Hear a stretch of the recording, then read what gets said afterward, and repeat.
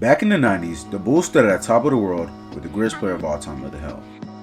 The success the Bulls achieved has stood the test of time and may never be replicated again, going 6 for 6 in the NBA Finals. But it was known that the Bulls' run on top wouldn't last forever. The 98-99 season marked the start of a new era. Phil Jackson was gone. Micheal Jordan, Scottie Pippen, and over half the Bulls roster had departed from the team. Some were traded, some retired, and some just decided to leave on their own. With most of the championship pieces gone, GM Jerry Krause and the Bulls organization were fully committed to rebuilding and heading to a new decade with a promising squad. So how did it go? Well, it didn't go too well. Following the 1998 championship, the Bulls suffered their worst stretch of basketball in franchise history, winning only 30% of their games in a 6-year time span. Today, we'll be taking a deep dive into the rebuilding era of the Chicago Bulls. What events after the retirement of Micheal Jordan led the franchise were arguably the greatest team of all time to becoming a franchise hovering in obscurity for several years? And what decisions led the Bulls franchise to finally putting themselves back in the playoff picture? This is the Collapse of the Chicago Bulls.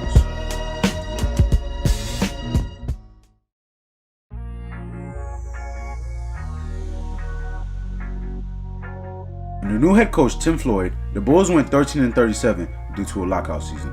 The only bright spot would be Tony Kukoc, who had his best scoring season of his career, averaging over 18 points per game. The rock bottom season would see the Bulls land the first and 16th pick in the 1999 NBA draft, which the Bulls would use to select Elton Brand, an elite power forward out of Duke, as well as Ron Artest.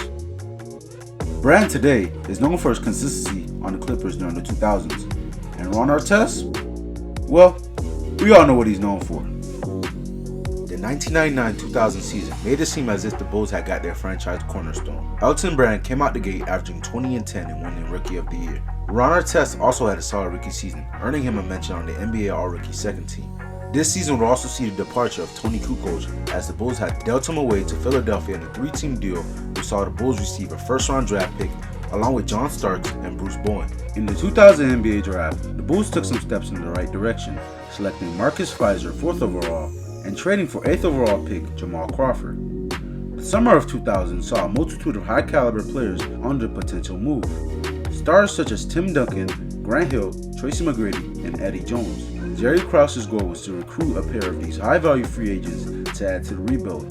However, Duncan re-signed with San Antonio, Hill and McGrady both went to Orlando, and Jones signed with Charlotte. The 2 seasons following the 1998 championship took a toll on the image of the Bulls franchise and only ended up with the services of Brad Miller. The Bulls opened up the 2000-2001 season with the youngest roster in NBA history, with an average age of 23 years old. The team had a total of 7 rookies, which resulted in a 15-67 record in Coach Tim Floyd's 3rd season with the team. The offseason saw Bulls fans witness the abrupt end of an era before it even had a chance to begin. Despite the success of Brand, who was averaging 20 and 10 in back-to-back years, Krause decided to flip him on draft night for the chance to have 2 young top 5 picks in the 2001 draft. The Bulls traded Brand to the Los Angeles Clippers for number 2 overall pick Tyson Chandler and used their own pick at number 4 to take Eddie Curry. In one trade, the Bulls decided to restart again, this time with 2 teenagers running the show. In an interview, Jerry Krause would even say, "I thought Eddie and Tyson would work together beautifully. Tyson would be at the 4, Eddie at the 5. You would have been off and running for a long time. That's what I thought at the time. We got 2 of the best young big men. Here we go again." Well, even after the huge moves on draft day, the 0-02 season would see more losing. Head coach Tim Floyd would resign on Christmas Eve after a 4-21 start. Floyd would be replaced with Bill Cartwright. That season would also see the Bulls hold an egregious 18-game road losing streak. Management saw that changes were needed immediately, so on February 19, 2002, the Bulls would make their biggest move of the season, acquiring Jalen Rose, Travis Betts, and Norman Richardson from the Indiana Pacers for Brad Miller, Ron Artest, Ron Mercy, and Kevin Ollie. After the trade, the team went on to post their first 3-game winning streak in 2 years. The Bulls would finish the 0-1-02 season with a 21-61 record. For another year, the Bulls were headed back to the lottery. This year, the Bulls would take Jay Williams with the 2nd pick in the NBA draft. Jerry Krause had what many considered at the time to be a very successful offseason. Besides Williams, the Bulls also drafted Roger Mason Jr. and Lonnie Baxter. Danya Marshall also signed with the Bulls. Marshall was a forward who brought size and versatility to the team. With all these new pieces, it finally looked like a solid squad was beginning to form. So heading into the 02-03 season, there were moderate expectations. Jalen Rose was expected to have a big year in his first full season with the club. The addition of Jay Williams was expected to provide the team with an extra scoring punch, and the two teams' young big men, Tyson Chandler and Eddie Curry, each had a valuable year of pro experience under their belts. In the end though, having Rose, Marshall, and an abundance of talented youth did not equate to winning games. After starting the season 2-0 for the first time since 1997, Chicago garnered a franchise-worst 3-38 road record. At one point during the season, the Bulls held a 19-game road losing streak, and the team's 30-52 record sent the Bulls to their fifth consecutive NBA lottery appearance. The 02-03 season was another failed season.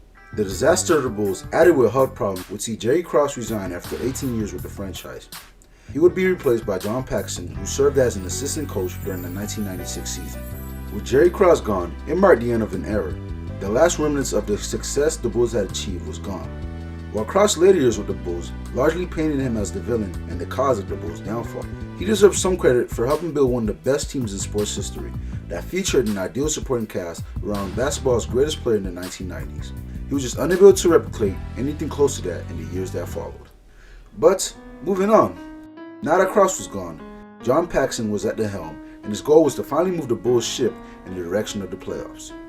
And he began making moves immediately. He drafted Kirk Heinrich with the 7th overall pick in the 2003 NBA draft to fill the void at the guard spot.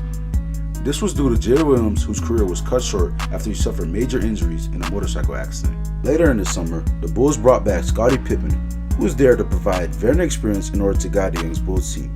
The 03-04 season was disappointing record-wise. The Bulls finished the season with a 23-59 record. However, major changes were made during the season that placed a bit of optimism in the Bulls' future and in their fans. Some of the moves included the firing of Bill Cartwright. After a 4-10 start, head coach Bill Cartwright was fired and replaced by Scott Skiles. Skiles was hired because the Bulls believed he could instill a tough, defensive-minded, and high-effort mentality upon his new team. The biggest move of the season was the Jalen Rose trades in early December of the season. The Bulls traded Lonnie Baxter, Danya Marshall, and Jalen Rose to Toronto for Antonio Davis, Chris Jeffries, and Jerome Williams. The Bulls believed this trade would address their lack of size, but in the end, none of the players traded contributed much to the Bulls. The 2004 offseason saw the Bulls get rid of Jamal Crawford, trading him along with Jerome Williams to New York in exchange for Otella Harrington, Dikembe Mutombo, Cesare Trubisky, and Frank Williams. The next season, everything would finally click together. The 04-05 season marked the first true successful season since 1998. This season saw the Bulls finish as the 4th seed with a 45-37 record, en route to their first playoff appearance in over 6 years. It started with a successful draft, in which the Bulls selected Ben Gordon with 3rd overall pick and traded for Luol Deng, who Phoenix had taken at the 7th spot. Ben Gordon was a guard that provided a great scoring punch, and Luol Deng provided much needed defense. Speaking of defense, the Bulls excelled on the defensive end that season, as they had the 2nd best defensive rating in the league. Even with all the changes made, at the beginning of the season, the Bulls looked like a disaster. They had an abysmal 0-9 start, however, they persisted.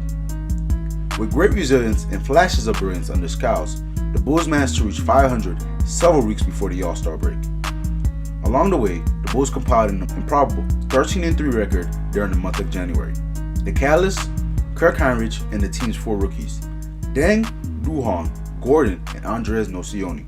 Gordon became the only rookie to be named 6th Man of the Year, while he and Deng also named to the NBA All-Rookie First Team. So, with the team's first playoff appearance in over half a decade, the Bulls would face off against the 5th-seeded Washington Wizards, led by the big three of Gilbert Arenas, Larry Hughes, and Antoine Jamison.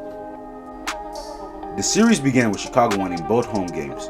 Ben Gordon and Andres Nocioni combined for 55 points in Game 1, while Arenas would struggle with only 9 points. Game 2 would see Kirk Heinrich drop 34 points, surviving a near 40 bomb by Gilbert Arenas. The Wizards would come back and tie the series, as in Game 3, the Wizards won in comfortable fashion behind 32 points from Gilbert Arenas. And in Game 4, the Wizards nearly blew a 20-point lead, as Jannero Pargo would erupt for 16 points in the 4th quarter, but it wasn't enough. So with the series tied, Game 5 would be pivotal for either team. In Game 5, the Wizards would go up by as much as 22 points in the 3rd quarter. It seemed as if the game was mostly over, but little by little, the Bulls continue to chip into the lead. So, it's the last minute of the game and the Bulls are still down by 10. Junior Pargo checks in, and with 41 seconds left, Pargo hits a 3. 7-point game. Gilbert is fouled, and he misses 1 or 2 free throws at the line. The Wizards have a comfortable 8-point lead with less than 30 seconds left. The game should be all but secured, and Pargo hits another 3. 5-point game. Bulls foul Antoine Jefferson, and he misses both free throws. On the other end, Kirk Heinrich sinks in the triple, and it's a 2-point game.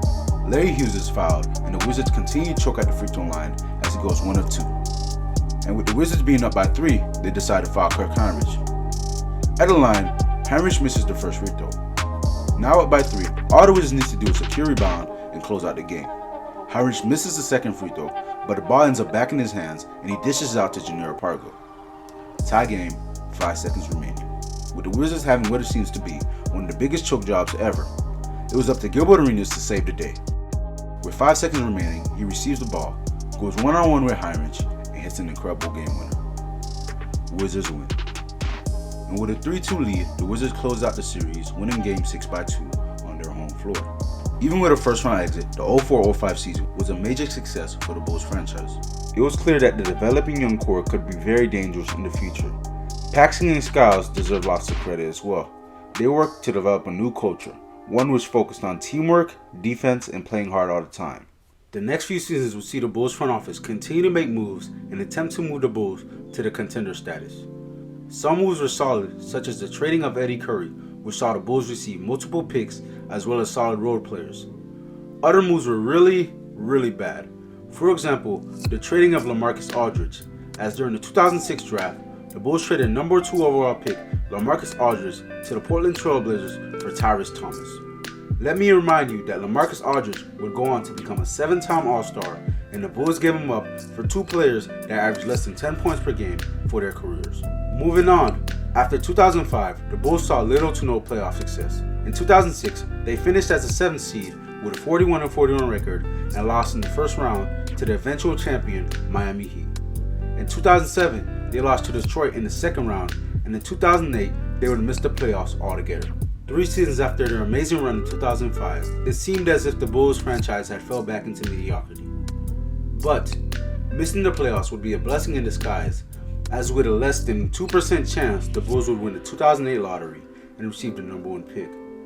And with that pick, the Bulls would draft Memphis point guard Derrick Rose.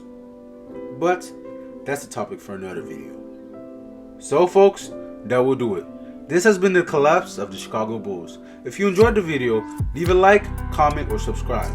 And tune in for part 2, which will cover the events after the 2008 draft. This has been your boy Sean Hoops, and I'll see you all in the next video.